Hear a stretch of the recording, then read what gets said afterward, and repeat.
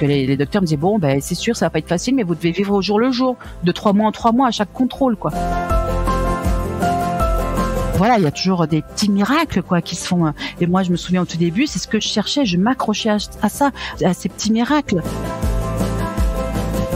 Je me disais, voilà, chaque jour, chaque minute qui passe me rapproche de la mort. Enfin, tu vois, j'avais vraiment l'impression d'être dans le couloir de la mort. Vous avez défié toutes les statistiques, vous êtes et je lui dis, je suis en rémission, il me dit, bon, on peut dire, vous êtes en pseudo-rémission. Puis bon, mais je me dis, voilà, j'en ai eu 1, 2, 3, celui-là, je vais l'avoir aussi.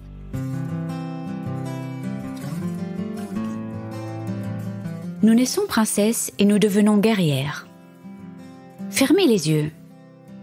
Ça vous parle ?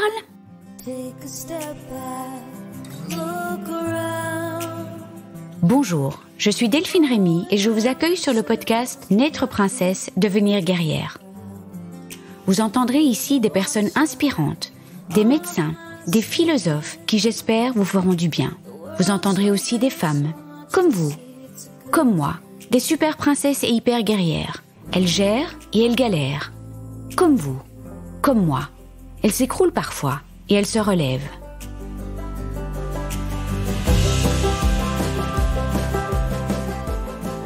J'ai un cancer. Il est où ton cancer ? Au début, c'était un peu difficile pour Garlone de répondre, mais aujourd'hui, oulala, elle lève les tabous, elle n'y va pas de main morte. Et merci pour cela, parce que ras la casquette de ces tabous autour de ce cancer du canal anal. Les conséquences et séquelles sont parfois tellement lourdes, et je trouve épouvantable le fait que beaucoup de personnes touchées par ce cancer n'osent pas en parler et vivent isolées et seules. Les conséquences comme l'incontinence anale ou la stomie les isolent déjà vachement, alors aidons-les et surtout, comprenons ce qu'elles vivent pour ne pas juger cela sale ou honteux. Ce podcast est pétillant. Garlone est solaire, pleine d'optimisme et une super guerrière. Elle est en fait tout simplement extraordinaire.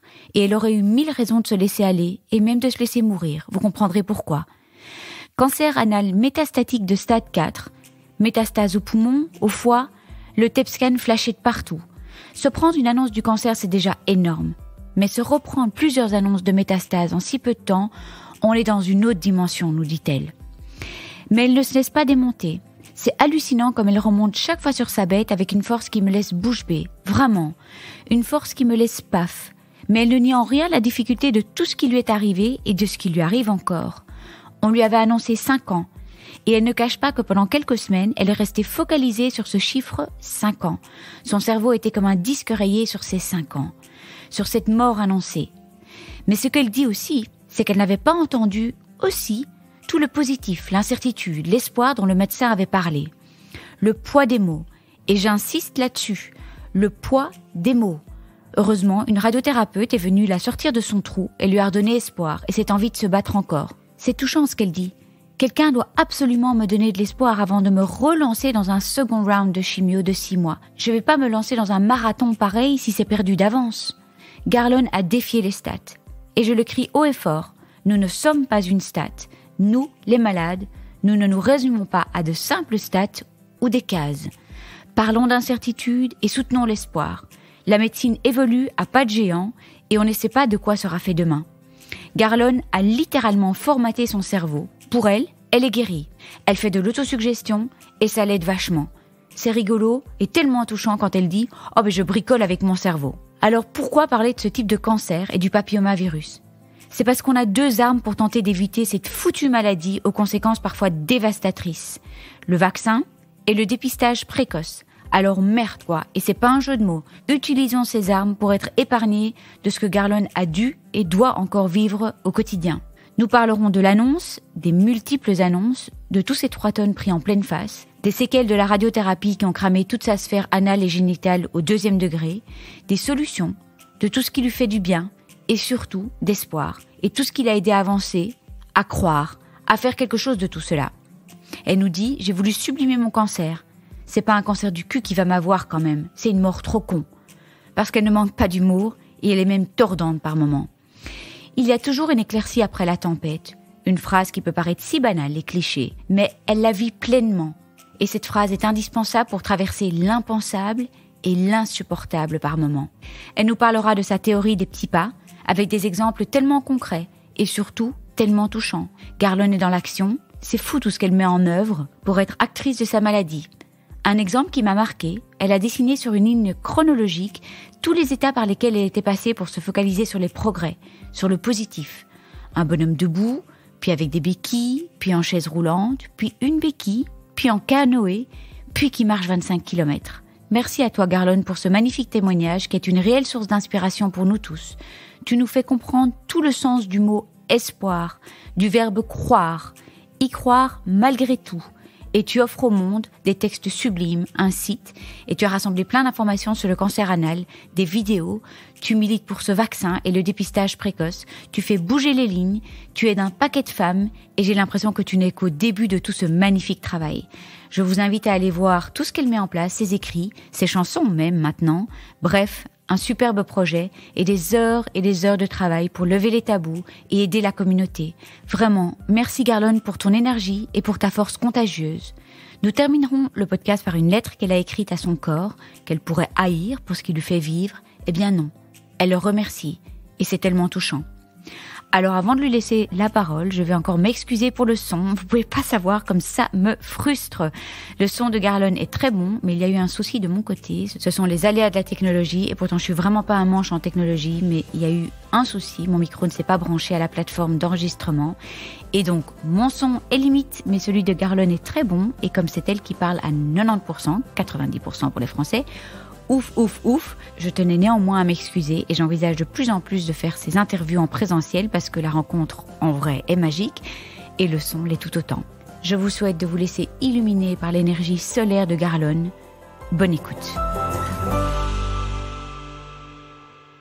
Bonjour Garlone. Bonjour Delphine. Merci mille fois d'avoir accepté mon invitation à venir témoigner sur le podcast Naître princesse, devenir guerrière. Je suis très contente que tu sois là aujourd'hui. Alors, je vais quand même dire aux éditeurs que je sais pas, c'est la 40e fois qu'on recommence ce podcast parce qu'on a eu tellement de problèmes de son et de finalement la technologie, c'est pas toujours si évident que ça. Oui. Nous avons été très résilientes, on va dire. Moi, j'ai envie de commencer en disant que j'ai adoré ta petite bio que j'ai trouvée sur ton nouveau blog. Mm-hmm.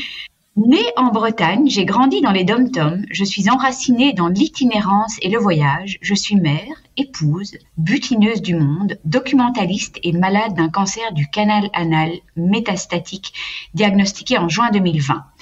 Alors, je m'excuse de te dire que tu as oublié quelque chose dans ta biographie.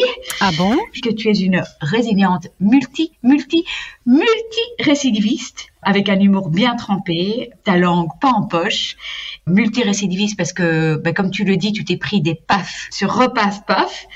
J'ai une admiration sans borne pour toi. Et voilà, j'aimerais bien que tu nous retraces un petit peu ton parcours. Alors, on va pas rentrer dans des détails médicaux, quoique c'est quand même important que tu nous expliques ce fameux cancer qui reste quand même assez tabou pour beaucoup. Et je trouve ça très bien. Et je te remercie vraiment de tout cœur de nous en parler ouvertement parce que il y a moyen de faire des choses. Et puis, va nous parler évidemment de ton regard en fait sur tout ce que tu as vécu et puis toute la sensibilisation à ce fameux papillomavirus. Qu'est-ce qu'on peut faire pour ne pas vivre tout ce que tu as vécu? Eh oui, il y en a des choses à faire et à dire justement. C'est bien ça, ce qui me pousse justement à partager, à témoigner sur le plus de plateformes et d'endroits possibles, c'est qu'on a une arme, on en a même deux. Donc on y reviendra sur la fin, mais sachant qu'on a de quoi éviter de se retrouver avec un bilan lourd, très lourd comme le mien, c'est vraiment inespéré. Il y a plein de cancers, même des cancers rares comme le mien, qui aimeraient avoir ce bouclier et cette arme en poche pour lutter et éviter d'en arriver là où j'en suis arrivée, quoi, en fait. Oui, on va peut-être faire d'abord retracer peut-être le parcours et puis tu vas nous parler de ce fameux vaccin. Donc oui, vaccin. Donc voilà, est-ce que tu peux nous retracer? Oui. Voilà, exactement. Donc 11 juin 2020, une date quand même, on a la même date à un emprunt en fait. 11 juin 2019 pour moi et 11 juin 2020 pour toi. J'étais assez, c'est quand même moi aussi, étonnant. quand j'ai lu ton livre, j'ai été épatée. Je me suis dit, cette femme, il faut que je la rencontre. Alors, si c'est pas en vrai, ce sera virtuellement. Et voilà, c'est chose faite et j'en suis tout à fait ravie. Et puis, à l'occasion, puisque tu as créé le groupe de soutien Cancer Je Gère, j'ai fait des rencontres magnifiques sur ce groupe. Donc, je voudrais faire un petit coucou, une dédicace spéciale à des femmes qui ont le même cancer que moi, à Isabelle, Véro, Valérie, Nadine, et puis à d'autres que j'ai rencontrés en vrai, notamment Régine, qui habite pas loin de chez moi. Donc, ce groupe a permis de faire de vraies rencontres et puis de vrais échanges qui nous nourrissent tout au long de notre parcours. Voilà. Ah, c'est magnifique. En tout cas, tu as apporté énormément pour le groupe. Hein. Et puis c'est vrai que je me souviens vraiment dans mes périodes d'hospitalisation, des périodes très difficiles où j'étais alitée au plus bas, qu'il y avait certaines guerrières qui postaient des images très douces de paysages où ça me permettait de convoquer comme ça des images mentales et de me raccrocher à quelque chose. Et puis hop, je repartais un peu dans un voyage et puis voilà. Mais ça m'aidait vraiment, sachant que toutes les périodes d'hospitalisation avec le Covid, c'est vrai que la plupart on l'a vécu seul. Donc oui, c'était vraiment une grande bouffée d'air. Et donc du coup, à mon tour, dès que je pouvais, entre deux cures de chimio où je me forçais, non, c'était pour moi essentiel de partir un peu en voyage et puis de profiter des moments de forme, que du coup je me faisais une presque un devoir de poster des belles images, des belles photos de paysages et puis de moi qui essayais de les motiver en leur disant bon, allez, il y aura toujours une éclaircie après la tempête. C'est vraiment un moteur, c'est le carburant à mon avis qui nous fait tenir l'impensable quoi, avec tous ces traitements très très lourds. Donc voilà, on ferme la parenthèse. Donc comme tu l'as dit, je suis une mère. À l'époque de mon cancer, j'avais 48 ans à peine. Hein. Et donc 3 enfants. Aujourd'hui, ils ont 18 ans et demi, 16 ans et demi et 8 ans et demi. Mais à l'époque, donc les et demi comptent. Ah oui, les demi comptent. Maintenant, je les compte, puisque c'est des mois gagnés sur le cancer, quoi. En fait, c'est des mois vraiment. La rémission, elle était tellement inattendue, inespérée. Enfin bon, on en reparlera après. Que maintenant, les demi, je les compte, quoi. Alors, je les compte pas pour mes enfants. Quoique, mais je les compte pour moi, en tout cas. Et donc, ces mois gagnés, là, déjà, il faut en faire quelque chose, ça c'est évident. Et puis, justement, savoir équilibrer quand même entre être dans l'activité, dans le faire, dans le réfléchir, dans l'être, et puis aussi du repos. Ça, très nettement, le corps, de toute façon, il se rappelle à toi. Et puis, au début, j'étais pas trop contente, plutôt frustrée, mais finalement, je pense que le deuil de celle d'avant, de la Garlone d'avant, il est plus ou moins fait, et du coup, je vis mieux l'après-cancer. Mais ça, on referme à nouveau la parenthèse. Ouais. On part dans tous les sens, mais c'est super. Écoute, de toute façon, je pense que les auditeurs s'adapteront. Ouais. On part un petit peu dans tous les sens, mais c'est pas grave. Balade-nous dans toute ton histoire. Finalement, ça illustre pas mal le tsunami d'émotions qui part dans tous les sens aussi. Oui, c'est ça, oui, c'est vrai. Voilà. C'est vrai qu'on essaie de canaliser, mais bon, ça marche pas tout le temps. Donc voilà, pour finir ma présentation, donc une mère d'abord, 3 enfants, une femme épouse, et puis une femme aussi qui travaillait, comme beaucoup d'entre nous. J'avais des multicasquettes, et puis j'ai toujours eu un tempérament un peu hyperactive, un peu qui partait tous azimuts depuis petite. Donc voilà, plein d'énergie à canaliser, ou pas d'ailleurs. Et puis par rapport à mon histoire avec le cancer, elle a commencé assez tôt, puisqu'à l'âge de 11 ans, mon père a été diagnostiqué d'un cancer du côlon, qui à l'époque, on était dans les années 83-84, je pense. À l'époque, il y avait eu que la chirurgie, ça s'est bien passé. Mais enfin, j'ai quand même des souvenirs de stomie, de soins de la stomie, de troubles digestifs handicapants. Et puis ensuite, au bout de 6 ans de rémission, il y a eu une récidive au poumon, puis au surrénal, puis généralisée. Enfin, il a pas duré longtemps. Au bout d'1 an et demi, il est mort. Donc, je me suis retrouvée à 18 ans et demi, avec orpheline de père, et puis surtout donc ce Ce traumatisme, hein, très clairement, de la maladie qui l'a emporté, quoi. Et puis surtout, il y avait un côté un peu très anxiogène et épée Damoclès, puisque dans sa famille, tous ses frères et sœurs et sa mère ont été décimés par le cancer très jeune. Alors c'est pas que chaque fois le même, pas que le cancer du côlon. Pas que le cancer du côlon. Alors moi je pensais qu'il y avait cette génétique qui pouvait un peu nous terrasser, mais non, en fait là j'ai appris il y a pas longtemps que c'était cancer du pancréas et cancer du poumon. Donc en fait, donc ma sœur, on est trois sœurs, on se fait toutes des coloscopies tous les 5 ans, et puis elle a eu le droit à une recherche génétique qui n'a rien donné.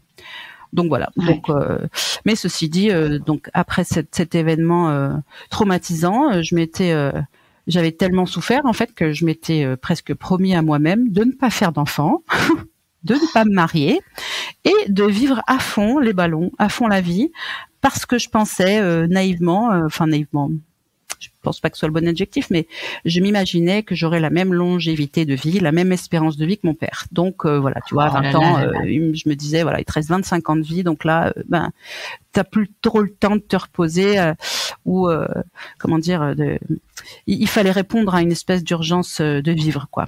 Et puis finalement, heureusement que j'ai changé d'avis et que j'ai rencontré mon premier mari, dont mes 2 grands sont issus, et puis ensuite mon deuxième époux, dont le petit est issu. Donc voilà. Voilà un petit peu mon histoire avec le cancer. Ton histoire avec le cancer avant que t'apprennes toi ton propre cancer. Donc c'était déjà vachement lourd, quoi. Oui, voilà, c'était déjà bien lourd. Ensuite, en fait, en retraçant un petit peu mon historique, à l'âge de 35 ans, j'ai eu des basocellulaires sur le visage qu'on m'a enlevé. Donc ça a été la première fois où le mot cancer a été prononcé à mon égard. Alors les basocellulaires, c'est des petites tumeurs bénignes, mais qui sont dues au soleil, causées par le soleil.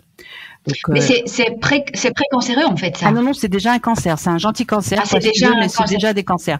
En fait, ça se manifeste comment? C'est des boutons que tu grattes et qui reviennent, qui partent pas, quoi. En gros. Oui, c'est ça, qui donc, se guérissent pas. Donc, je suis allée chez le dermato, j'en avais 3 comme ça, sous l'œil, près du nez, près de je crois, près du front, enfin je sais plus, sur le front, et donc oui, elle m'a dit que c'était bénin, mais première chose, basocellulaire, ok, mais c'est un cancer. Alors là pareil, je suis restée focalisée. C'est pas tout à fait bénin. Oui, mais c'est un gentil, quoi. C'est un gentil, on l'enlève, on n'en parle plus. Et c'est vraiment, c'est pas génétique ni rien du tout, c'est à cause du soleil. Donc attention mesdames, messieurs, l'exposition au soleil, c'est très dangereux. C'est pas juste des campagnes de prévention de blabla, quoi. Donc ça c'était à 35 ans, et puis à 35 ans, j'ai fait un vrai bilan de ma vie jusqu'à présent, et je me suis dit peut-être qu'il t'en reste pas pour longtemps pour de vrai. Donc est-ce que tu veux continuer à vivre la vie que tu mènes? Et clairement, je me suis dit que non. Donc j'ai pris une grande décision à ce moment-là, celle de me séparer de mon premier époux, du père de mes 2 enfants. Ça n'a pas été facile du tout, mais bon, voilà, ça a été un premier tournant. Et puis ensuite, à l'âge de 47 ans, j'ai encore eu alors c'était pas un baso, là pour le coup, c'était un carcinome épidermoïde sous l'œil. Donc ici en France, on revenait de Guyane, et là on a dû me l'enlever également. Donc pareil, c'est un bouton qui quand même grossissait, ça faisait plutôt kyste. Et puis j'avais beau gratter, l'enlever, ça revenait, c'était sanguinolent. Enfin c'était pas beau, ça faisait un peu pustule de sorcière, quoi. Donc c'était bien. J'y suis allée, la dermatome l'a enlevé. Au passage, de toute façon depuis l'âge de mes 35 ans, du coup je fais des diagnostics annuels, quoi, pour voir s'il n'y a pas autre chose sur la peau. Et puis au passage, elle m'a enlevé un petit naevius aussi qui commençait à grossir. Donc c'est un petit grain de beauté bleu qui commence à grossir. Pareil, ils savent pas trop. Donc dans mon contexte, ils ont préféré enlever. Voilà. Donc. Mais tout ça est lié après, ça n'a rien à voir avec ce qui s'est passé après. Ça n'a rien à voir avec ce que j'ai. Okay. Pareil, ça j'ai bien demandé. Ce carcinome épidermoïde, c'est aussi à cause du soleil. Donc ça peut arriver très très tardivement, puisque moi le soleil, j'ai vécu 25 ans dans les dom-toms, donc voilà, trop d'exposition au soleil, et là du coup il a passé le. Ah ouais, puis on n'était pas aussi, on nous mettait pas de la 50 quand on était petit, on n'était pas encore dans cette. Bon, même si mes parents me tartinaient, mais bon, on passait des week-ends, des journées dans le lagon, au bord de la plage, on passait des week-ends au barbecue, enfin bref. Donc oui, c'était notre période. Et puis voilà. Donc on enlève, c'est fini, je m'alarme pas. Et puis Alors, on arrive en octobre 2019. Donc là, j'ai quel âge? 47 ans et demi. 2019, oui, voilà. Même pas, 47 ans et quelques mois. Je ressens une boule qui commence vraiment à me gêner et au niveau anal et ça saigne. Donc là, j'avais fait ma coloscopie 1 an avant où tout était normal. On avait juste vu des hémorroïdes et une induration anale déjà, donc en 2018. J'ai pas eu de biopsie cette fois-là. Hélas, ça aurait été bien la seule fois où ça m'aurait servi à quelque chose. Et donc là, je vais quand même voir mon médecin traitant qui ne m'ausculte pas au passage, qui juste dit bon, ben vous allez voir le gastro, on ne sait jamais. Ok. Le temps de trouver un gastro, on est déjà au mois de mars, donc tu vois, octobre jusqu'à mars, ça fait déjà pas mal de mois. Sur ce arrive le Covid et le confinement. Du coup, la consultation se transforme en téléconsultation, évidemment. Là, l'examen clinique, c'est pas possible. Et c'est pas avec les petites analyses de sang où effectivement on voit pas d'anémie. Enfin, je veux dire, pour arriver à de l'anémie, faut vraiment avoir des hémorragies terribles. Enfin, faut se vider, quoi. Et là, non, clairement. Mais donc il y a qu'un diagnostic, un toucher en fait, qui peut vraiment et une biopsie. Donc en fait, la téléconsultation pour ce genre de truc complètement inopérant. Ça sert à rien. Donc effectivement, c'est vraiment le toucher rectal, il y a pas d'autre mot, que certains docteurs peinent à faire, parce que la mienne aurait pu, mais non. Donc tout de suite, c'est souvent, ça saigne, c'est pas grave, c'est des hémorroïdes, on vous met sous daflon et puis on voit si ça passe. Et puis comme il y avait moi pas d'autres signes associés, c'est resté comme ça. Du coup, le gastro en téléconsultation me dit on attend la fin du confinement, il y a pas mort d'homme. Et puis du coup, on arrive fin mai. Donc là, j'ai quand même ça fait quand même déjà un paquet de mois après, quoi. Et entre-temps, 7-8 mois après coup, là, je sais qu'il s'est bien baladé, le cancer.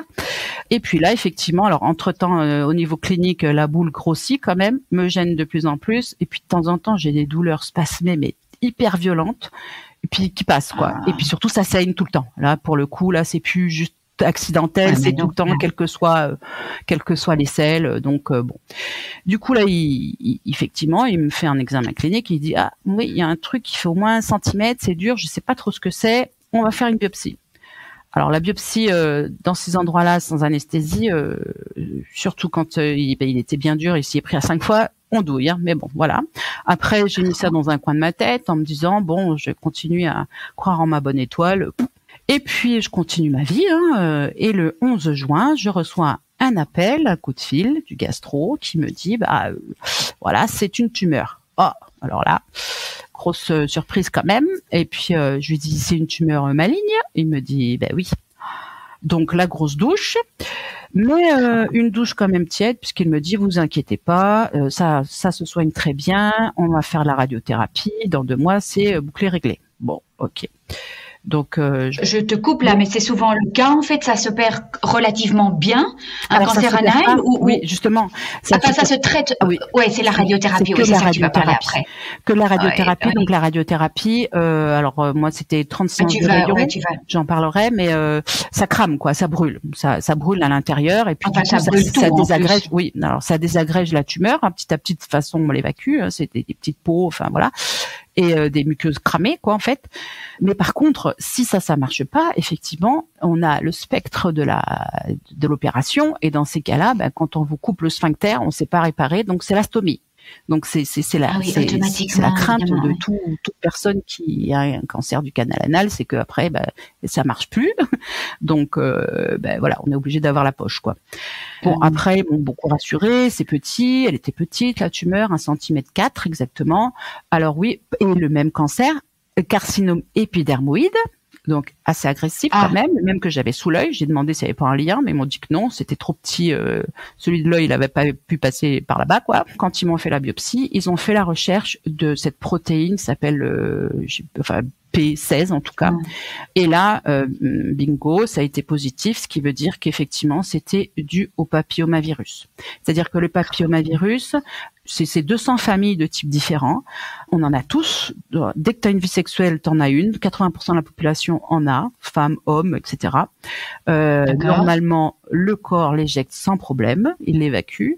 Et puis dans certains cas, comme le mien, c'est que 2% quand même. C'est que 2% de papillomavirus qui deviennent un cancer. Qui devient un cancer. Il reste là dormant, ce que m'a expliqué le docteur. Il peut rester là dormant, puis paf, à un moment où il y a le système immunitaire un peu faible, il s'installe. Alors classiquement, il s'installe dans le col de l'utérus. 100% des cancers de col de l'utérus sont dus au papillomavirus. Donc soit le HPV, soit le HPV-18, je crois. Et dans mon cas, c'est que 2%. Et donc là, ça peut être les femmes, et aussi les hommes, notamment la communauté homosexuelle, etc., qui peut être touchée. Et donc là, on a su que c'était le responsable, c'était bien le papillomavirus. Du coup, rien de génétique dans tout ça, enfin rien. Mais c'est beaucoup quand même, 2% quand on peut éviter avec le vaccin, c'est quand même, moi je trouve ça beaucoup, 2% quand même. Ouais, c'est ça. Ouais. Oui, donc, c'est sûr que c'est mais ça, on en reparlera, donc. Voilà, première douche froide. Écoute, on s'active. Moi, je suis un peu comme ça, méthodique. Paf, on prend un dossier, on ouvre le tiroir, et puis après, ce sera fini. Gérer, quoi. Donc, sauf qu'il m'explique, non, mais c'est pas si simple. Faut d'abord faire une batterie d'examens avant pour bien affiner le diagnostic. Bon, d'accord. Donc là, on était le jeudi, le coup de fil du jeudi.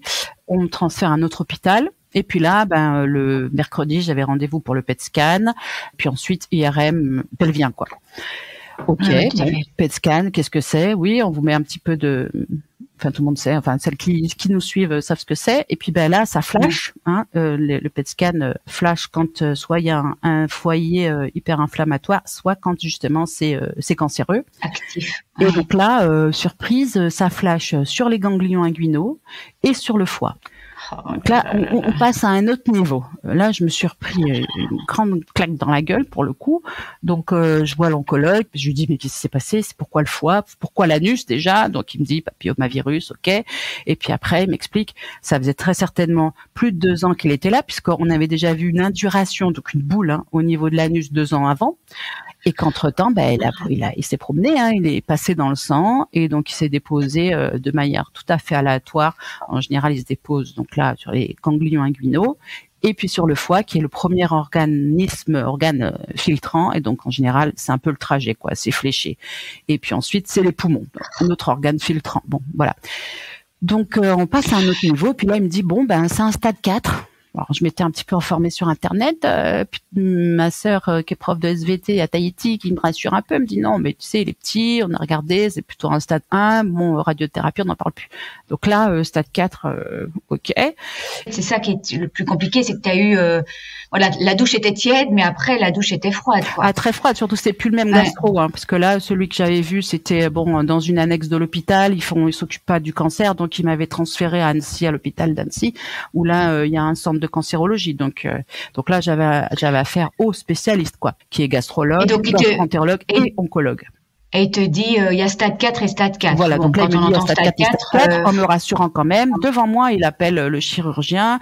Il me dit, pour le foie, ok, on va opérer. Et puis, pour les ganglions inguinaux, c'est pas grave. Il me dit, de toute façon, la radiothérapie, au lieu qu'elle soit vraiment ciblée que sur l'anus, on va élargir le rayonnement, quoi. Bon, ok. Mais à la fin, même si j'étais dévastée, je lui dis, mais c'est quoi mon espérance de vie? Et puis il me dit, une fois qu'il y a 80% de chances de guérison, une fois qu'on aura fait tout ça, vous aurez la même espérance de vie que moi. Bon, lui, ça va, il a 35-40 ans. Positif. Ok, ok, on y va. Je me mets justement un peu en mode guerrière. Et puis du coup, après, je découvre les joies des protocoles de soins. Donc j'ai eu 3 cures de chimio de 5 jours, étalées toutes les 3 semaines, plus 30 séances de rayons, alors là tous les jours. Et ensuite, pour finir, j'ai eu donc la chirurgie du foie, où on m'a enlevé un bout. Avec la chimio, c'était super parce que les métastases, qui étaient déjà petites, l'avantage c'est que moi j'en fais plein, mais elles sont petites. Donc elles faisaient à peine 1 centimètre. Avec la chimio, elles ont encore diminué. Et donc ils m'ont enlevé une super marge, faisait 4 mm je crois. Et du coup, ils m'ont enlevé 3 centimètres. Donc ils ont multiplié par 10 quand même. Le bout de foie en haut, sur le dôme. Et puis les 2 autres qu'ils ont trouvés, ils les ont brûlés en radiofréquence, pareil, avec une énorme marge de multiplié par 10 quasiment. Bon, donc là, je me remets de tout ça. On est déjà en novembre. Donc, tu vois, j'ai commencé début juillet. Et puis j'ai fini mon opération du foie, c'était le 1er octobre, mais après avec le post-opératoire très long, très difficile, je veux dire que voilà, à peu près en décembre, je commençais à reprendre un peu de poil de la bête. Quand même. Ouais. Et puis comme tout le monde connaît, après c'est les classiques contrôles trimestriels et donc arrive mon contrôle du 18 décembre où là c'était surtout voir si la radiothérapie avait fonctionné, parce qu'en fait t'as quand même un laps de temps, il faut voir s'il y a après la cicatrisation, si c'est toujours là ou pas, donc il y a toujours un laps comme ça de temps de 3 mois où il y a quand même de l'incertitude, voire même 6 mois, ça dépendait. Donc là j'allais la trouille au ventre et le cul serré voir ma radiothérapeute qui me dit ouais super, réponse complète, pas de problème, tout bien. Elle me dit par contre sur le scanner le radiologue a l'air de dire que il y aurait peut-être il y a des micronodules et des nodules sur les poumons, donc je sais pas quoi faire. On va discuter de votre dossier en RCP du mardi suivant, donc la réunion pluridisciplinaire, tout ça. Donc entre-temps, on est déjà le vendredi, j'étais effondrée, je me suis dit mais non, ils vont quand même pas me trouver, ça peut pas être des métastases à nouveau, enfin, j'avais même pas eu 2 mois de répit quoi. Ça s'arrête pas. Ça s'arrêtait pas. Je me suis dit non là il va m'achever, c'est pas possible. Donc je sais pas, j'ai attendu son coup de fil qui n'est pas arrivé. Donc je me suis dit c'est bon, c'est mort. Si elle m'a pas appelé le mardi soir à 20h, du coup je vois ma boîte mail le lendemain matin, et puis mon oncologue me convoque à l'hôpital en consultation. Je lui dis mais dites-moi c'est des métastases ou pas. Il me dit je vais tout vous expliquer. Bon alors les 3 quarts d'heure de route de chez moi à l'hôpital, ils ont été longs ce jour-là. Et puis là alors il m'annonce de manière assez froide et austère, mais en même temps empathique, que effectivement j'ai une dizaine de nodules, j'ai une dizaine de métastases en fait qui sont éparpillées sur les 2 poumons, un peu partout, en haut, à droite, en bas, à gauche, machin, que c'est pas opérable et que le seul traitement c'est la chimio. Ok, alors il me dit par contre c'est une chimio de cheval, c'est une des plus longues, pour celles qui connaissent, elle fait 8 heures, c'est une des plus longues, et c'était sur 3 jours, tous les 15 jours. Donc voilà, il me prépare déjà la radiothérapeute, elle m'avait dit va falloir penser à prendre du poids, parce que j'avais perdu 8 kilos, à prendre du poids au cas où vous devez faire la chimio l'année prochaine. Ok, super, le cadeau de Noël. Donc voilà, il me prépare à ça. Je dis putain, faut déjà repartir à la bataille. J'ai même pas eu le temps de me retaper. C'est dur quoi. Et puis bon, mais je me dis voilà, j'en ai eu 1, 2, 3. Celui-là, je vais l'avoir aussi. Et puis je le vois un peu décomposé, toujours cette mine un peu déconfite. Et puis je dis mais c'est quoi le problème? Il me dit au début ça va marcher, la chimio. Surtout il m'a dit on commence par 6 mois. Donc 12 cures de chimio, tous les 15 jours, on commence par 6 mois. Je dis ok, ça va être dur, mais voilà. Et puis après il me dit mais le souci c'est qu'on va jamais réussir à détruire toutes les cellules cancéreuses et qu'à un moment ou à un autre, ça risque de revenir. On refera encore des cures de 3 mois de chimio, on vous mettra 3 mois en pause, et puis on recommencera. Puis au bout d'un moment, la chimio, elle fonctionnera plus. Il me dit mais c'est pas grave, on a une deuxième ligne, ce sera l'immunothérapie à Lyon, au centre Léon Bérard. Puis je lui dis et après, il me dit après il y aura plus de traitement. Peut-être la vaccinothérapie là avec les vaccins ARN qui sont en train de poser au niveau de la recherche, mais voilà, il y a plus de traitement. Donc je lui fais répéter je ne sais pas combien de fois. J'ai dit mais je comprends pas, vous me dites vous-même que j'ai bien répondu à la chimio donc ça peut marcher, enfin il m'a pas parlé de rémission, enfin tout ce qu'il m'a prédit c'était déjà une mort annoncée et puis surtout la chimio à vie, il me l'a dit carrément, chimio à vie. Donc là, ça a été plus qu'une douche froide. Là, c'était, je sais pas, je suis tombée dans le trou en Alaska sans préparation. Puis je suis pas remontée, quoi. Et puis la première chose qu'on pense dans ces cas-là, c'est mon Dieu, mais comment je vais le dire à mes enfants? Mon Dieu. Et puis j'ai fait l'erreur que vraiment ne faites pas la même erreur. Si vous m'entendez, gardez ça au fond de vous. Je lui ai demandé, j'en ai pour combien de temps? Il m'a dit, je peux pas vous dire, on sait pas, vous n'êtes pas une statistique, on peut pas savoir, machin. Je dis, mais dites-moi une fourchette, je veux savoir, je veux m'organiser, je veux organiser ma vie en fonction. Et donc, j'ai essayé de lui tirer le verre du nez, ce que je n'aurais pas dû, parce qu'il m'a dit, 5 ans maxi. Ah, il t'a dit ça? Il m'a dit 5 ans maxi. Mais vraiment, après j'ai énormément insisté. Alors là, pour le coup, j'ai été complètement dévastée, effondrée, tout ce que tu veux. Enfin, tout m'est tombé. Voilà, j'avais, je sais pas, la fusée Ariane qui me tombait sur la gueule. Je dis mais c'est pas possible. Dans 5 ans, mon fils il aura 12 ans. Mes enfants, il faut que je leur paye les études. Et puis comment je vais leur dire. Enfin, la première chose. Et puis là, je savais pas. Il y avait que mon mari était à la maison. Il y avait que le taximan qui était super sympa. Puis lui, qui avait eu un cancer aussi, qui faisait le taxi de manière un peu thérapeutique d'ailleurs, qui était là. Et finalement, je suis presque tombée dans ses bras en lui disant j'ai une dizaine de métastases, je suis foutue. Bon. Alors là, clairement, j'ai fait un mois de dépression. Hein. J'ai demandé au docteur qui m'aide. Et t'as essayé de reparler à d'autres médecins. Alors, après, donc là, on était. Parce qu'il a quand même d'abord dit qu'il savait pas, et puis le fait que t'aies tellement insisté, il l'aurait jamais dit ça en fait. Si tu n'avais pas insisté. Après, il m'a dit des choses positives, mais si tu veux, je les ai pas retenues, je les ai même pas entendues, je pense. Il a dit mais vous êtes jeune, mais si, mais ça. C'est pas du tout, il a pas du tout fait une faute professionnelle. Hein. C'est juste que moi, du coup, je me suis focalisée que sur le négatif. Là-dessus. Voilà. Et après, tout ce qu'il a pu dire de marque d'espoir, je les ai zappés complètement. Mon cerveau, il a bugué. Réellement, hein, c'est la sensation que j'ai. Le cerveau a bugué. Il est resté scotché en disque rayé sur ces 5 ans. J'ai pas réussi à me les enlever de la tête. Et puis après, c'était tellement insupportable au quotidien. Enfin, on est quand même parti. On était le 23 décembre, tu vois, donc la veille de Noël. On a quand même fait Noël. Après, on devait partir en vacances. On a maintenu. On a fait 3000 kilomètres avec le camping-car. C'était génial. Mais je n'étais pas dedans. Je n'étais pas dans l'ici le maintenant. Tu vois, je me disais voilà, chaque jour, chaque minute qui passe me rapproche de la mort. Enfin, tu vois, j'avais vraiment l'impression d'être dans le couloir de la mort. C'était terrible.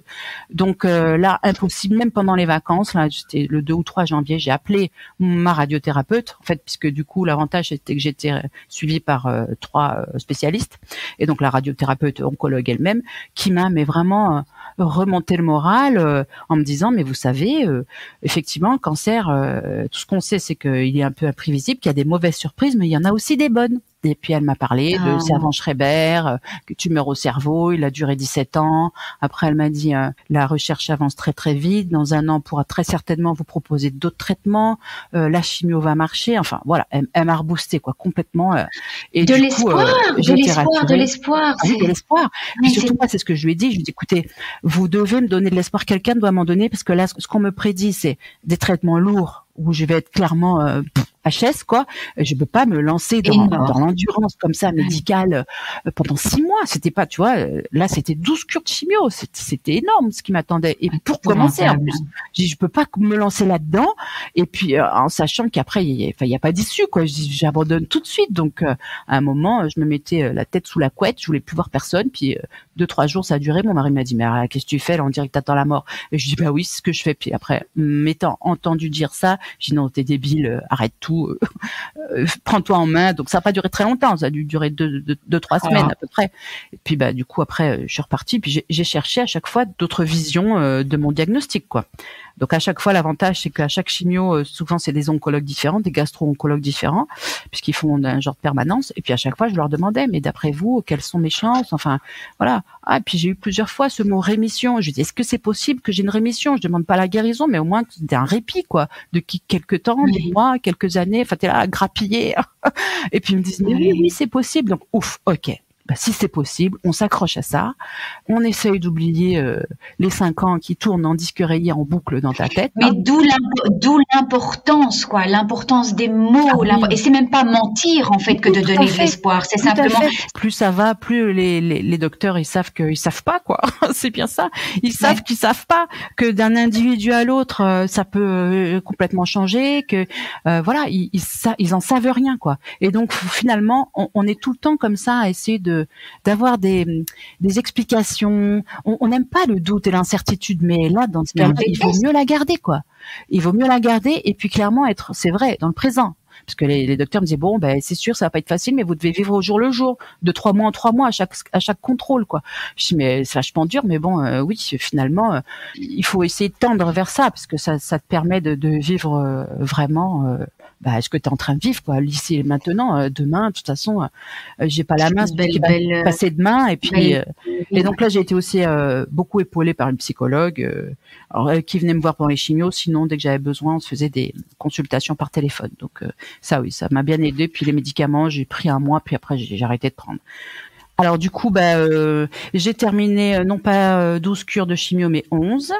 Donc on est le 24 juin 2021. Le docteur me met en pause thérapeutique puisque les scanners montrent que 3 métastases, dont 2 nécrosées dans les poumons. Donc on est parti de 10 à 3, dont 2 qui sont a priori inopérante, morte. Et puis donc il me dit bon, ça va, c'est super, le cancer est endormi, donc on part sur une pause de 3 mois. Donc j'avais l'été tranquille, et puis le scanner en septembre qui confirme encore cette stabilité des métastases, plus rien d'autre ailleurs. Donc super, c'était pas lui que j'avais vu là, c'était l'autre.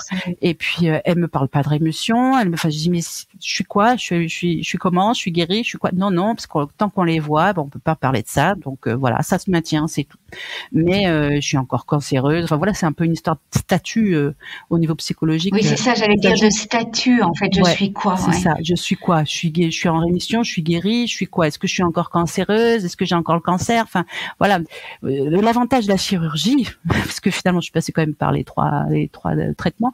L'avantage de la chirurgie, on coupe, il y en a plus, quoi. Alors que la chimio, voilà, ils me disaient toujours, on sait qu'il y en a très certainement encore, mais elles sont endormies, voilà. Et puis quand est-ce qu'il peut se réveiller, on sait pas.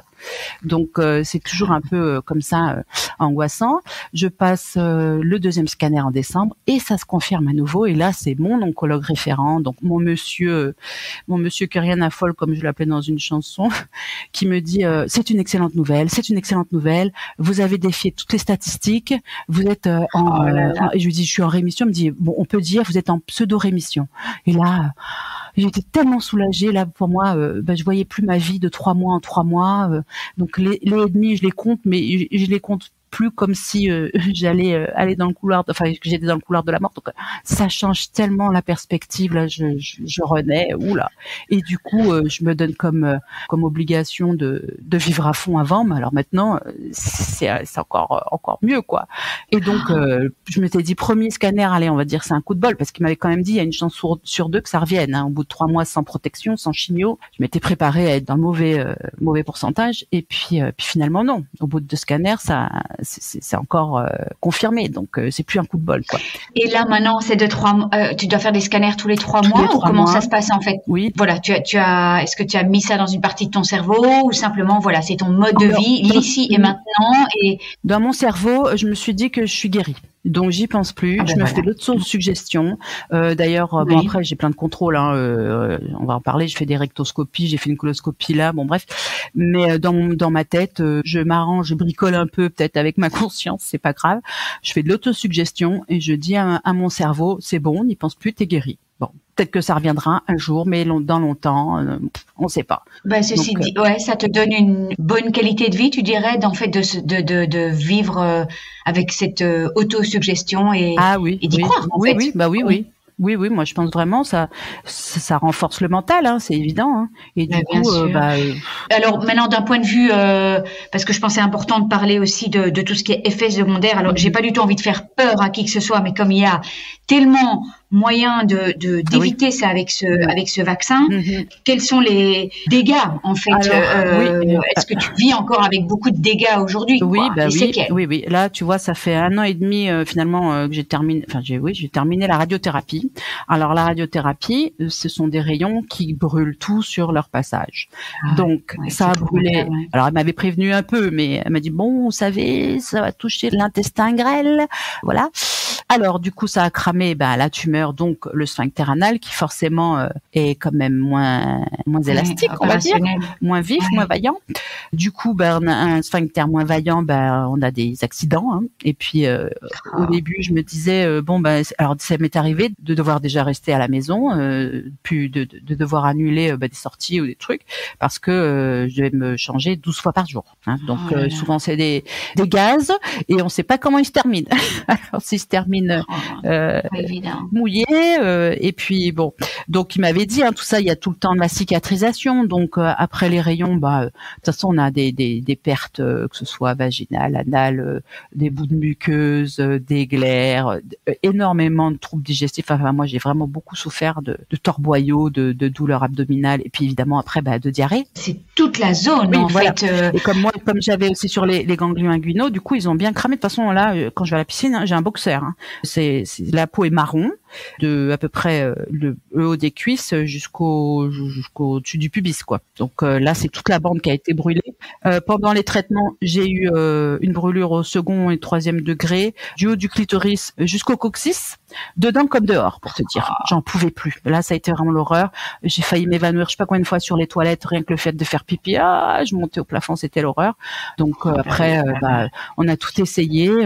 Enfin, à l'époque. Mais qu'est-ce qu'il y a comme ils arrivent à soulager un petit peu ou ils sont vraiment hyper démunis. Ils m'ont baladé de traitement en traitement parce que c'était un interne qui était là, puis les autres oncologues. En fait, les radiothérapeutes, ce qu'ils n'aiment pas, c'est donner des crèmes ou des huiles, des trucs comme ça, parce qu'il faut surtout arriver propre et sèche au moment de la radiothérapie. Donc tout ce qui est même des pansements, ils voulaient pas donner de pansements parce qu'il y a le petit scotch qui risque de rester et là, ça brûle en fait. C'est comme si tu brûles sur le feu. Donc et tous les trucs de silicone et tout ça. Mais c'est pas des endroits, mais c'est des endroits où ça reste pas en plus, ça colle pas. De toute façon là, alors de toute façon c'était très clair. Je suis restée à la maison, les pattes en l'air avec un ventilateur sous les draps, en gros. Donc à hurler dès que je devais aller aux toilettes quoi. Et puis donc ça brûlé, mais j'ai eu coupeur de feu, j'ai eu tout ce que tu veux machin. Alors l'interne m'a baladé pendant 3 semaines en plus à me faire essayer des ovules de scie, des pansements de ça, enfin pas des pansements, des gels de machin. Bon bref, on n'a rien réussi jusqu'à ce que j'arrive en fauteuil roulant. Parce que ça, je tiens à le dire, mon état physique passé debout. Après, petit à petit, j'ai eu 2 béquilles parce que les chimios m'ont complètement foutu par terre, puis j'ai perdu 8 kilos. Bon, bref, j'étais très faible. Et puis après, comme je pouvais pas marcher parce que j'étais brûlée sur les plis inguinaux, ça faisait carrément. C'est la peau à vif avec des ulcérations. Donc je pouvais pas marcher. J'ai fini en fauteuil roulant pour voir le chirurgien du foie, puis avant qu'il m'opère, puis il me dit mon Dieu, mais qu'est-ce qui vous arrive? Vous avez fait une radiodermite sacré, plus. Et là, il m'a mis sous flamazine, sous pansement pendant 1 mois. Au bout de 3 jours, ça y est, c'était spectaculaire. Enfin, c'était déjà presque. Pourquoi ils l'ont pas fait avant? Eh ben voilà, pourquoi ils l'ont pas fait avant? J'ai pas eu de réponse. J'ai fait la remarque à ma radiothérapeute. Elle me dit bon, pourtant c'est bizarre. Moi, j'en prescris souvent de la flamazine. Moi, ils m'ont pas prescrit vos internes, etc. Et je leur en veux parce que là, j'ai tout essayé. Mais moi, j'ai eu le même problème avec la radiothérapie aussi. Il y a tellement de divergences entre hôpitaux et puis il y en a qui prescrivent des crèmes de grand brûlé. Les autres disent non, juste de la. C'est ça. Ça, c'est vraiment. Mais merci en tout cas. Merci de nous dire parce que justement sur le groupe, dès qu'on parle de brûlure, etc. Moi, j'encense la flamazine. Donc du coup, pour terminer avec la radiothérapie, donc après les brûlures qui se sont cicatrisées et puis la cicatrisation anale, j'ai donc dès maintenant des problèmes d'incontinence. 1 an et demi après qui continue.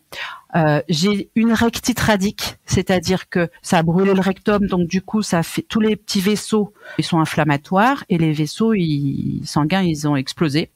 Donc j'ai beaucoup de saignements. J'ai fait des rectoscopies tous les 6 mois à peu près. Donc pareil, on met une caméra puis on va un peu plus haut. Et là, je pensais qu'au contraire ça allait en allant mieux, puis non, ça s'est aggravé. Donc là, avant-hier, j'ai passé, je suis contente, j'ai passé une coloscopie de contrôle et ils m'ont fait une cautérisation des vaisseaux. Donc ils ont brûlé, voilà. Et donc là, mais donc il y a une amélioration possible de tous ces effets secondaires. Donc l'incontinence et tout ça, ça va. Il y a de la rééducation, j'imagine. L'incontinence, non. Ils m'ont dit peut-être kiné. En gros, non, je crois pas. Il y en a pas. Après les saignements, oui. Ensuite, j'ai aussi une sténose vaginale puisqu'en fait ça a brûlé aussi le vagin. Donc le vagin s'est vraiment rétréci. Donc voilà, et ça va pas s'arranger. Et est-ce que tout ce système de bougies pour la sténose vaginale, ça aide ou...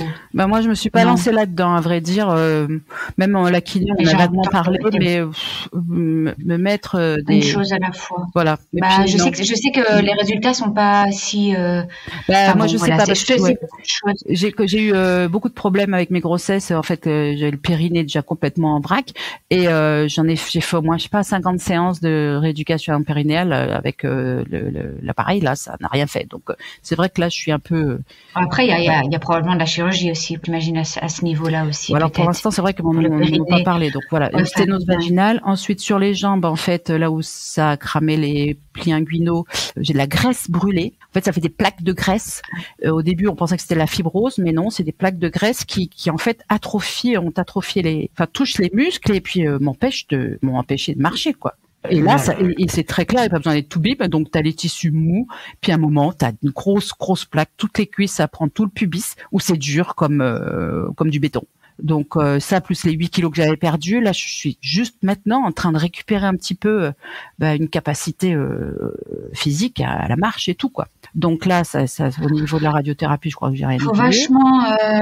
Mais tous ces aspects sont tellement, c'est tellement intime, c'est tellement parfois dégradant, quoi. Donc je trouve ça tellement difficile. C'est ça en fait. Le pire, c'est clairement l'incontinence. Hein. On contrôle pas, on maîtrise pas. Alors bon, on commence à connaître. Enfin moi, je commençais à connaître un peu mon corps. Donc d'abord j'ai des torboyaux, mais qui peuvent être très très douloureux. Donc là, je me dis, va falloir que je trouve des toilettes.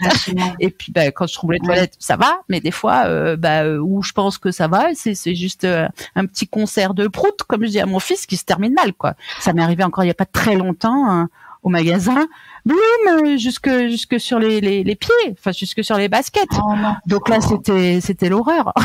Donc maintenant je prends des précautions. Effectivement, j'ai toujours un change dans la voiture, j'ai toujours une serviette.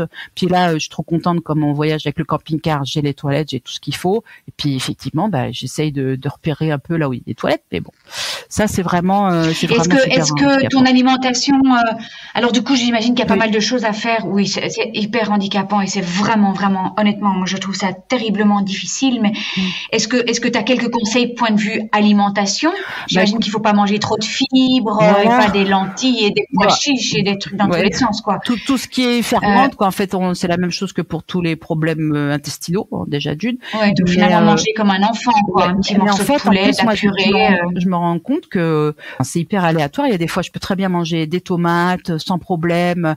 Enfin, tu vois, des aliments, même du chou ou des trucs comme ça me fait rien. Et puis d'autres fois où je mange même pas ou presque pas du café, par exemple, 3 cafés, vroom, ça suffit pour que ça évacue. Donc non, là c'est vraiment j'ai pas de conseils parce que je pense que c'est vraiment en fonction de l'organisme de chacun. Après oui, je pense que c'est les mêmes conseils nutritionnels que, comme je te dis, pour les problèmes intestinaux, quoi. Donc ça c'est les premières séquelles tardives ou pas d'ailleurs de la radiothérapie. Et puis pour la chimio, là je me bats contre des neuropathies. Main-pied, alors là, c'est vraiment très très pénible. J'ai essayé plein de traitements, il n'y en a aucun qui marche. Mais tous ces doubles vitamine B, j'imagine, quand tu as donné ça à haute dose. Même pas, vitamine D, on m'a donné vitamine D. Non, B. On m'a même pas parlé, tu vois. Là, on m'a pas. Le problème, c'est ça, c'est que le monde médical, en tout cas oncologie, déjà tout ce qui est dommages collatéraux, ils disent en gros, c'est un peu le prix à payer, quoi. Et puis sinon, c'est tout de suite des traitements très forts pour les neuropathies. Vitamine B à haute dose, magnésium. Bon, j'en ai pas là pour faire de la médecine, mais et peut-être essayer tout ce qui est soins de support, comme de l'acupuncture. Un peu de réflexologie plantaire, ça fait du bien. Et puis moi, surtout clairement, là, ce que j'ai trouvé comme après 6 mois d'errance, là, ce que j'ai trouvé qui me fait du bien, c'est l'activité, c'est la piscine. Je me suis inscrite à la piscine et là j'en fais 4 fois par semaine, ça me fait trop de bien. Après, je me fais des massages, j'essaie au maximum de marcher, en fait, c'est quand tu es immobile. Et l'acupuncture aussi, quand même pour la neuropathie. Bon, c'est de vitamine B, tu vas prendre un bon complexe. Mais écoute, je vois le temps qui passe et je resterai des heures et des heures avec toi. Donc voilà, c'est vrai, on a fait un peu le tour. On a fait le tour médical et je trouve que c'est quand même important de pas se voiler la face, de lever les tabous, d'en parler parce que merde, quoi, ce vaccin. Est-ce que tu pourrais brièvement nous parler de ce vaccin? À quel âge? Combien de doses? Bon, il y a plein de gens qui sont anti-vaccins. On est dans une mouvance là maintenant. On s'est déjà fait vacciner 3 fois. On n'a pas. Voilà. Si tu peux nous parler de ça. Et puis, évidemment, j'ai envie de déboucher sur tout ce que tu as fait de ton cancer, toute cette art-thérapie. C'est vrai que le temps passe. On va pas. On a encore beaucoup de choses à dire. Oui. Voilà. Alors, le vaccin contre le papillomavirus, il existe depuis 2006 pour les jeunes filles. Alors, les jeunes filles, c'est avant la vie sexuelle, donc c'est entre 12 et 14 ans, je crois, et c'est 2 doses. Et puis, pourquoi c'est avant la vie sexuelle? Parce qu'en fait, une fois que tu l'as, le papillomavirus, le vaccin, il n'agit pas dessus. C'est pour éviter de l'avoir, en fait, alors. Dès qu'on a une vie sexuelle, on a 80% de chances de l'attraper. Donc, c'est pour ça qu'il faut le faire avant le début de la vie sexuelle. Il y a une plus grande efficacité, quoi, si tu veux. Et donc, ça, c'est pour les petites filles. Ça, c'est pour les jeunes filles. Et puis, depuis janvier 2021 ou 2020, je crois, c'est ouvert aux garçons. Donc, les garçons, je crois qu'il y a un rattrapage un peu plus tard. Je crois que c'est jusqu'à 18 ou 19 ans. Ouais, à peu près. Et puis, si on le fait tardivement, c'est 3 doses. Moi, mon fils, il a eu 3 doses. Mon aîné. Mais de toute façon, ça concerne les deux, parce que je veux dire, s'il y a pénétration, alors ça peut venir de l'homme. On n'a pas dite, parce que là, du coup, j'ai eu la chance de participer à une émission sur le papillomavirus dans le magazine de la santé, et on était avec une gynécologue de Saint-Joseph, enfin du centre du temple du papillomavirus, avec toutes les recherches, etc., que ce soit précancéreux ou cancéreux. Et donc, elle disait bien, et ça, il faut quand même qu'on insiste là-dessus, c'est que le papillomavirus, il peut s'attraper évidemment c'est une ST, par voie sexuelle, mais aussi c'est manuporté. Donc ça va être juste le contact main muqueuse. Donc en fait, elle disait, on peut l'attraper de n'importe où, une poignée de porte, paf, on le chope, quoi. Et puis le papillomavirus, il est aussi responsable, donc col de l'utérus chez la femme, cancer du canal anal, et aussi toute la sphère ORL, fille comme garçon.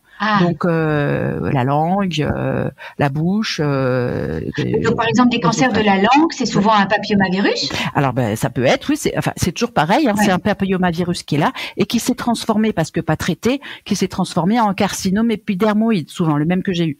C'est assez classique, c'est fléché, ils connaissent ça. Mais donc vraiment grand message là aujourd'hui, flashlight pour dire il faut se faire. Est-ce que tu connais le pourcentage de gens qui se font vacciner? C'est répandu? Non, justement, c'est pas assez. Je crois que c'est même pas 50%. Ça, on n'arrive pas, on n'est pas bon en France là. Donc il y a des campagnes, un peu de sensibilisation qui se font là-dessus, mais oui, il faut vraiment insister. C'est une chance qu'ont les jeunes que nous on n'avait pas à l'époque. Enfin, à mon époque, ça n'existait pas le vaccin. Donc vraiment, là, moi je milite là-dessus. Et puis après, en parallèle, c'est tout ce qui est dépistage. Alors on est habitué maintenant, tous les frottis, on fait une recherche de HPV, ça s'appelle le HPV. Donc ça y est, c'est un peu rentré dans les mœurs. Mais pour le cancer anal, c'est vrai que dès qu'on a un petit doute ou qu'on se dit tiens, ça c'est pas trop normal, il faut pas hésiter, il faut aller consulter. Et puis quitte à faire un peu de forcing au niveau des médecins traitants qui sont frileux pour faire des touchés rectaux ou qui se disent bon allez, c'est rien, c'est comme on dit, il y a que 2% de cas, c'est assez rare. Bon bref. Et puis c'est vrai que souvent ça touche c'est des ça, femmes donc plus ils vont âgées. dire Tu vois mes petites copines, mes copines de combat, et elles sont dans la soixantaine, quoi. Bon, il y en a qu'une qui est métastatique aussi, pire que moi, elle est un peu plus jeune, je crois. Mais voilà, clairement, c'est quelque chose et on n'est pas dans la fourchette du bon âge ou enfin. Oui, mais c'est pas parce qu'il y a des statistiques, il faut pas être prudent. Oui. Mais parce que la coloscopie, elle est conseillée à partir de 50 ans. Mais donc toi tu conseilles vraiment, enfin tu le dis haut et fort, dès qu'il y a une induration, dès qu'il y a quoi que ce soit, un saignement, il faut vraiment bouger. Voilà, il faut le connaître, parce que moi j'étais la première à pas savoir que ça existait, cancer du cul. Et puis alors dès qu'on m'a dit ça, j'ai fait bon, ok, j'ai ouvert un dossier qui s'appelle cancer du trou de balle. Et puis je me suis dit c'est pas un cancer du cul qui va t'avoir, non mais la mort trop con, quoi, c'est pas possible. Donc métastatique ou pas, il va pas m'avoir. Donc voilà, oui, franchement, la prévention, la sensibilisation, parce que le problème c'est que si, ok, les filles elles se vaccinent, mais si les garçons ils se vaccinent pas, le virus il continue à circuler, et puis ça peut faire vraiment des dégâts. Et c'est surtout que ce virus-là, il peut rester, soit il s'élimine, soit il reste là dormant, quoi. Parce que moi la première chose que je dis au Toubib, je dis mais mon mari m'aurait trompé, ça fait 12 ans qu'on est ensemble, mince, comment ça se fait? Il m'a été infidèle. Et non, il me dit non, c'est très certainement il est là, peut-être même depuis 20 ans, 25 ans, il peut rester là dormant. Et puis à un moment, alors moi je pense savoir pourquoi est-ce qu'il s'est réveillé. Mais voilà, c'est choc émotionnel ou immunité trop basse. Oui, alors moi c'est pas choc émotionnel, mais c'est immunité trop basse parce que j'ai donc à l'issue de mes grossesses, j'avais un prolapsus rectocèle, cystocèle, machin, puis un problème d'incontinence urinaire. Donc j'ai tout de suite accepté la réfection du périnée et puis on m'a posé des bandelettes TOT. Donc c'était être une opération de confort, puis en fait c'était pas du tout de confort, j'ai eu plein de complications, j'ai été traitée pendant 6 mois. Finalement j'avais fait des hématomes énormes sur les prothèses, donc on m'a opéré 2 fois, puis pour finalement que j'évacue la prothèse elle partait quoi. Donc en plus avec la radiothérapie ça a encore fait qu'elle repartait. Donc voilà, on me l'a enlevé. Mais tu vois, ça a été un laps de temps pendant 6 mois où j'étais très très faible. J'ai fini avec 4 jours d'antibiotiques à l'hôpital. J'ai fait 4 mois d'antibiotiques et c'était pas gagné quoi. Et donc de toute façon, effectivement, j'avais les CRP très élevés, j'avais de l'anémie. Enfin bon, et je suis quasiment persuadée que ça correspond à cette période-là où à mon avis le cancer s'est déclenché. Et puis comme mine de rien il est lent, et voilà après au bout de 3 ans. Le terrain. Ouais. Bon après c'est vrai que voilà c'est bien que tu fasses la sensibilisation et j'imagine que ça ne te fait pas avancer non plus de savoir pourquoi il est arrivé et tu t'es tourné vers le futur là. Oui. Alors, on va parler du futur. Justement. Écoute, merci vraiment. C'est extraordinaire d'entendre que tu as défié les statistiques et c'est important de l'entendre parce que il y en a beaucoup. C'est le message que je veux faire passer, hein, c'est qu'effectivement, bien sûr, si on voit, parce qu'on est tous pareils, on va voir sur Internet et puis dès qu'on parle cancer métastatique, c'est marqué, il y a que 30% de personnes qui sont survivants 5 ans après. Donc déjà, on se dit 1 sur 3, c'est pas beaucoup. Faut que j'espère être dans le bon truc. Et puis voilà, il y a toujours des petits miracles quoi qui se font. Et moi, je me souviens au tout début, c'est ce que je cherchais. Je m'accrochais à ça, à ces petits miracles, à mon servant Schreiber, et puis à d'autres. Et justement sur ton groupe aussi, il y en avait qui témoignaient. C'était tellement bien. Enfin, je veux dire, ça te donne tellement de la force pour y aller quoi, pour accepter le 40 tonnes qui passe dessus et qui te repasse dessus à chaque fois. Donc il faut y croire quoi, il faut y croire. Donc notre Garlone, elle débarque comme ça sur le groupe de soutien. D'abord tu mets une ambiance du tonnerre, tu lèves les tabous, tu délies les langues, extraordinaire et tu commences à écrire. Ah oui. Voilà. Alors oui. Tu commences à écrire. J'ai toujours aimé écrire depuis gamine, ado, je faisais poèmes, tout ça. Et puis j'ai beaucoup voyagé, je suis tout le temps partie en sac à dos, j'ai jamais fait de déménagement avec toutes mes affaires, machin, mais j'ai toujours depuis 25 ans un début de livre qui me suit partout. Alors voilà. Donc ce projet littéraire, je l'ai depuis très longtemps. Après, il s'est pas, j'ai pas poursuivi, mais ouais, j'aime écrire, j'aime un peu tout ce qui est artistique. Je peignais aussi, j'ai eu des périodes comme ça. Bon, là. Et là, c'était 4 jours après le diagnostic. Je me suis dit, ok, t'as un ennemi en toi là, et tu vas te mettre à sa place, tu vas essayer de voir quel est son trajet, ce qu'il a fait, pourquoi, et pourquoi il est là, et puis éventuellement l'issue. Et donc, ma première chronique, ma petite nouvelle, elle est née comme ça, 4 jours après. Et je l'ai mise de côté. Elle est géniale. Ouais. Et je l'ai mise de côté. Et depuis le début, après, ça a mûri, tu vois. Je me suis dit, ta première chose que tu vas faire quand tu vas récupérer la forme, parce que j'étais vraiment KO, enfin, tout le monde sait, les semaines de chimio, c'est le roi. Quand tu vas reprendre la forme, tu dois faire quelque chose de positif, de créatif de ça. Tu dois le sublimer. C'est pas possible de passer par une épreuve pareille et puis de faire comme si rien ne s'était passé. C'est impossible. Et puis, il y avait aussi ce désir de laisser une trace, je pense, un peu, tu vois, pour quand t'es mine de rien tendu, penché vers la mort, t'as envie de laisser quelque chose pour la postérité, quoi, tu vois. Et puis je voulais prendre les choses un peu à contre-courant, pas du tout dans le pathos, parce que quand j'ai commencé à chercher moi aussi de mon côté au tout début, j'ai vu que des vidéos pathétiques avec je vais mourir, j'ai 10 000 trucs là. Ouh là là, j'ai dit non, on enlève tout et puis on fait pas.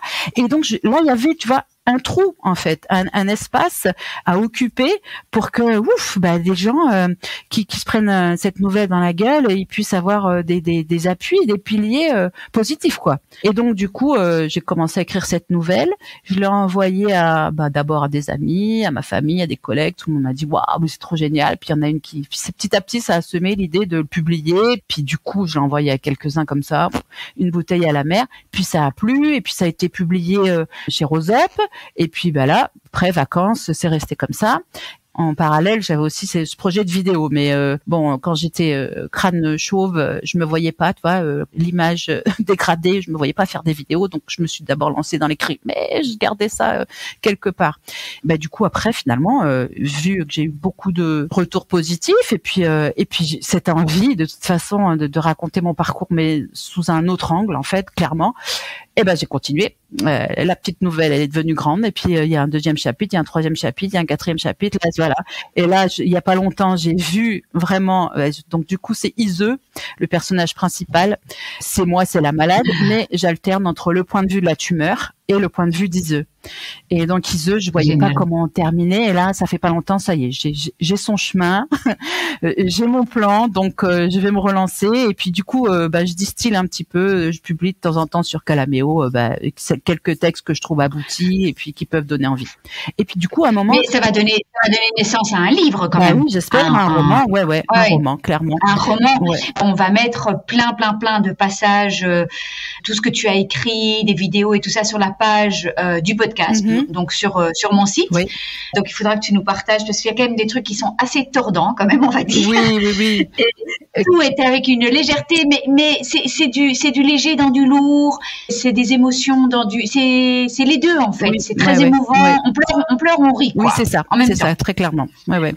Et du coup, tu vois, j'ai continué comme ça. C'est des thématiques que j'aborde. Des fois, ça me venait comme ça en fonction de ce que je vivais. Et puis, j'ai eu plein de petites notes partout. J'ai 3 carnets de notes avec. Et puis ça prend forme. Et puis ça prend des formes différentes puisque je me suis lancée d'abord dans des poèmes. Puis tiens, le poème, je me suis dit ça peut en faire une chanson. Puis du coup, j'ai écrit une chanson. Et puis du coup, je l'ai envoyée. Puis il m'a dit c'est trop génial. Je t'ai trouvé une chanteuse professionnelle. Donc mes chansons, elles vont être mises en musique et en slam avec pianiste, guitariste, de l'électro. Enfin voilà, ça prend une ampleur incroyable. Et puis tu vois, petit à petit comme ça. Puis du coup, je me suis dit parce que tout ce que j'envoie, c'était de manière très dispersée. Je me suis dit bon là, faut centraliser clairement parce que les gens d'abord ils vont avoir marre de mes envois. Et puis même moi, je m'y paume quoi. Donc j'ai créé le blog en fait. Et c'est toi qui m'as donné envie de créer ce blog parce que tu m'as dit oui, c'est toi, c'est clair. Parce que tu m'as dit, alors je l'avais déjà un petit peu dans mon esprit, mais alors quand j'ai commencé à me lancer là-dedans, je dis sur Wix là, il y a quand même beaucoup de maîtrise technique. Bah tu t'es bien débrouillé. Oui. Bah écoute, en 10 jours, c'était bouclé. Mais bon, moi quand je fais quelque chose, c'est toujours à fond, donc c'était des nuits blanches. Oui, c'est ça parce que tu m'as dit, ça fait, ça fait 3 nuits que je fais mon blog. Je me suis dit, oula Garlone, on va enregistrer le podcast, tu vas être crevé. C'est ça exactement. Donc là, c'est une bonne idée d'avoir tout centralisé. Ouais, voilà, ça centralise tout. Et puis clairement, petit à petit, il y a 2 volets, quoi. 2 volets qui se dessinent. Le blog, ça va plutôt être informatif sur mon parcours médical avec des ressentis évidemment, mais voilà, c'est quelqu'un qui se dit ça me tombe sur la tête, je sais pas où trouver l'info, j'ai besoin de témoignages, tout ça. Et puis j'ai fait une autre page dans le même blog qui s'appelle Les Malheurs d'Ise, où là c'est consacré que à la fiction, donc à mon roman. Oui, et puis t'as toute ta chaîne YouTube où tu fais plein de vidéos, voilà, j'ai toute ma chaîne YouTube de vidéos. Garlone, quel parcours. Alors bon, moi évidemment, je vais petit à petit clôturer et te demander en fait quels sont tous tes en fait, il y a 1 milliard de projets, donc je sais pas trop, je sais que tu es censé reprendre le travail en septembre, mais à mon avis, ça va plutôt être dans ce domaine-là. Quels sont tous tes rêves et tes projets maintenant pour les années à venir? Oui, alors je vois bien que j'ai encore plein de choses à dire sur ce cancer. Donc tant que c'est pas fini, que j'ai pas épuisé la fontaine, j'y vais. Voilà, donc 2 volets sur le cancer. Continuer et finir mon roman déjà, les aventures d'Ise, il faut vraiment que je les termine. Et puis le volet sensibilisation, j'ai déjà été invitée à Paris et puis finalement j'ai une collègue qui m'a dit mais viens au lycée dans le cadre d'une animation, parler aux jeunes quoi. Alors ça fait son chemin et là je suis justement en train de préparer une présentation type un peu mini conférence ou je sais pas comment l'appeler que je vais proposer dans les établissements, soit même pourquoi pas dans les services à l'hôpital de gynéco ou d'onco, enfin je sais pas, mais même dans les sociétés en fait, parce que c'est de la sensibilisation pour les parents. Ouais, c'est ça, trouver vraiment le public cible et puis une fois que j'ai vraiment quelque chose de bien monté, de bien ficelé, je vais me lancer quoi, je vais prospecter en fait. Mais ce qu'il y a, c'est que je trouve que quand il y a, alors c'est pas le cas de beaucoup de cancers, de tous les cancers, mais quand il y a un dépistage possible, quand il y a en plus un vaccin possible, Merde, quoi. Oui. Parlons-en. Oui, oui, non, évidemment. Oui. Et puis, ça peut sauver des vies parce que mine de rien, cancer du col de l'utérus, il y a des morts. Hein. Enfin, je veux dire, j'en connais une qui en a. On leur enlève l'appareil génital. Enfin, ça change la vie de jeunes femmes qui peuvent plus être mères après. Enfin bon, après oui, on est ménopausée. Moi aussi, je suis ménopausée. Tu vois, par exemple, de manière artificielle, quoi. Voilà. Enfin, ça engendre plein de trucs. Et du coup, pour le papillomavirus, s'il est là, que tu l'attrapes à 20 ans et puis qu'il se réveille à 30, on peut l'éviter, quoi, avec le vaccin et le dépistage précoce. Donc effectivement, je pense qu'il y a un message à apporter. Et puis oui, je me suis fait un petit peu un devoir parce que depuis le début, je me suis dit bon, il faut que je redonne, quoi. Il faut que ça peut pas rester juste là en moi. Il faut que je redonne. Alors au début, je m'étais dit voilà, le blog, je vais informer, mais je m'engage pas trop dedans parce que à un moment aussi, je pense qu'il faut pouvoir garder sortir du cancer et de l'univers médical. Je me sentirais pas, tu vois, je sais pas, d'aller. Il y en a qui vont dans les chambres des malades et puis leur apporter du soutien. Là, pour l'instant, j'en suis pas là. J'ai envie de rendre ça créatif. Dans la créativité, qu'on se marre aussi, que voilà, il y ait de la légèreté. Ça me parle. Tu apportes du soutien à des milliers de femmes. Je veux dire, c'est peut-être pas dans les chambres d'hôpital, mais via le groupe de soutien, via tous les réseaux. Comment est-ce que tu aimerais bien terminer ce Alors, j'ai quelques petits messages et puis je voudrais vous lire une lettre que j'ai faite à moi-même. C'était un exercice d'art-thérapie, le dernier exercice qu'on a fait où il fallait se dire merci. Donc, j'aimerais bien vous la lire. Mais avant ça, bon, les messages, ils sont simples. Hein. Effectivement, la vaccination, la consultation en cas de doute. Surtout, ne pas rester seul dans son coin, isolé. Alors, c'est vrai que ce cancer-là, vu qu'il y a plein de tabous, justement, on n'ose pas en parler. Mais non, il faut surtout pas rester seul, quel que soit le type de cancer, mais celui-là en particulier, parce que c'est quand même un facteur de discrimination, d'isolement, enfin bon. Et puis, être acteur de son parcours, je pense que c'est aussi important. Y croire malgré tout, célébrer la vie, et puis théorie des petits pas. Hein. Donc, je t'avais dit, j'allais te citer, pendant toute cette année de traitement, je prenais des notes partout. Alors au début, c'était juste des notes d'effets secondaires, parce que j'avais tellement de questions. À chaque fois que je voyais l'oncologue, c'était 1 heure avec moi. D'ailleurs, des fois, il s'arrachait les cheveux, mais je m'en fiche, je veux des réponses à toutes mes questions. Est-ce que c'est normal que j'ai ci, que j'ai ça? Puis comme j'avais tous les effets secondaires, j'avais les 4 pages plus les effets secondaires atypiques, j'en avais plein de pompons. Je suis connue comme le loup blanc, pas que comme le loup blanc, parce que j'aurais fait plein de choses sympas, mais je connais presque tous les services, tous les gastros de l'hôpital me connaissent. Je leur ai envoyé le blog d'ailleurs, je leur ai dédicacé la petite nouvelle, et puis ils se sont bien marrés. Et là, je leur ai fait une chanson, donc qui va être mise en musique, et j'espère qu'ils seront contents. Mais voilà. Donc la théorie des petits pas, voilà ce que les petits exploits quotidiens. Après, donc mon premier protocole, j'étais tellement contente. Je me disais, j'arrive à lire et à comprendre une BD. Moi, en tant que documentaliste, j'arrivais plus à lire. Enfin, j'arrive toujours pas d'ailleurs les romans, je comprends rien. Mais donc, c'était déjà un exploit. Autre exploit, j'arrive à faire la vaisselle et à préparer, cuisiner 2 gâteaux pour l'anniversaire de mon garçon, le petit. Trop contente. J'arrive à tousser, à rigoler sans hurler de douleur. Ça, c'était le post-opératoire de la chirurgie du foie. Donc là, j'étais trop contente aussi. J'arrive à monter 1,5 étage d'escalier sans être essoufflée à mort et sans être à 2 doigts de m'évanouir. Ça, c'était bien aussi. Malaise en plein volant, ça m'est arrivé plein de fois aussi. Donc, ça parle, ça.